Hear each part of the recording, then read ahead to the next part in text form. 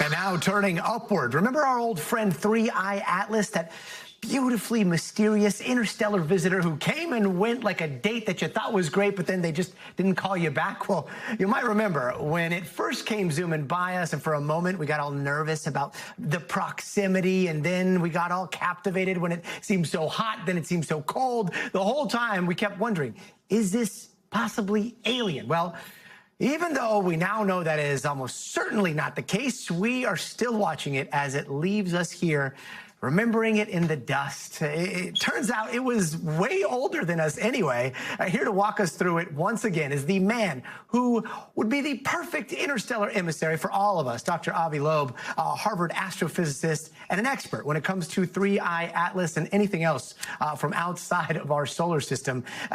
Avi, great to see you. This study suggests that 3I Atlas was much more than just a rock, though, right? This seems like a chemical time capsule from before our sun even existed, right? Yeah, thanks for having me. Indeed, this object is quite unusual because the claim is based on all the evidence we have that it's at least twice as old as the solar system. And why is that surprising? Because it's carbon rich. And carbon was not produced in the Big Bang. It was produced in the interiors of stars. So we had to wait until stars produced enough carbon for such an object to exist, yet it's very old. And that raises an interesting question whether life could have started early in the universe. The reason we know it's old is because it has a high velocity that is usually characteristic of old stars. There is also an unusual abundance of an isotope of carbon that can only be explained by an old age. And also deuterium has a very high abundance in this object, implying that it formed at an unusual early time in cold conditions. So indications are that it's old, but then it had some anomalies in terms of its chemical composition. In addition to deuterium, there was methane emitted from it, detected for the first time for an interstellar object, and the methane came out only when the object passed close to the sun. But methane is very volatile. In fact, it should have appeared early on when carbon dioxide was detected, because it's much more volatile than carbon dioxide. It should get evaporated much more easily, yet it didn't appear until the object came close to the sun and was warmed by sunlight. And one possible explanation is that the surface layer of this object was depleted of the methane because of cosmic rays, because of some other process. And then only when the object started evaporating, the outer layer was removed, and then we started seeing the methane. The problem with this explanation is carbon monoxide is as volatile as methane, and we saw it early on together with carbon dioxide. So there is still something for us to understand. One possible speculative possibility is, of course, that the methane was a biosignature.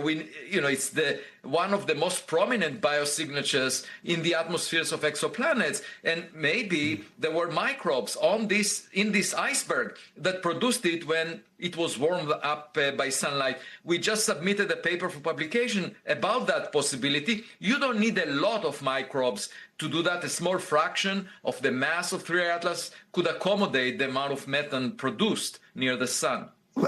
Let me just see if I get this translation right. Microbes are life, right? I mean, that would be extraterrestrial life potentially, right? Right. Well, there are papers saying that methane production in the atmospheres of exoplanets is the first biosignatures that we would detect. And here you have an object passing nearby. Nobody talks about the methane as a biosignature because the assumption is that it's just a result of methane ice that was in the object. But the problem is we haven't seen it together with carbon dioxide, carbon monoxide. We saw it only when the object was warm, close to the sun, and perhaps, there was some liquid water, in small quantities that allowed microbes to show up in this way. And that would mean, if that was true, that life can be transported between stars. This is called panspermia. It's a process that was hypothesized, but here for the first time, in the case of interstellar objects, we have a chance of testing this idea if we can only be curious enough to look at the next object, interstellar object, that shows methane production and perhaps get more information about it. Is it biological production, or is it just ice that happened to be buried deep in and only shows up when the object comes close to the sun?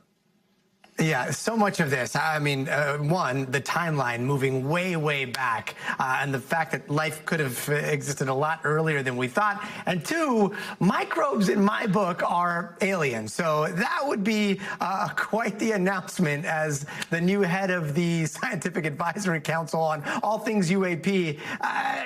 Can you promise to bring it to us first if it is? Definitely, I will. That will be the first thing I will do. Contact you, and we will talk about it.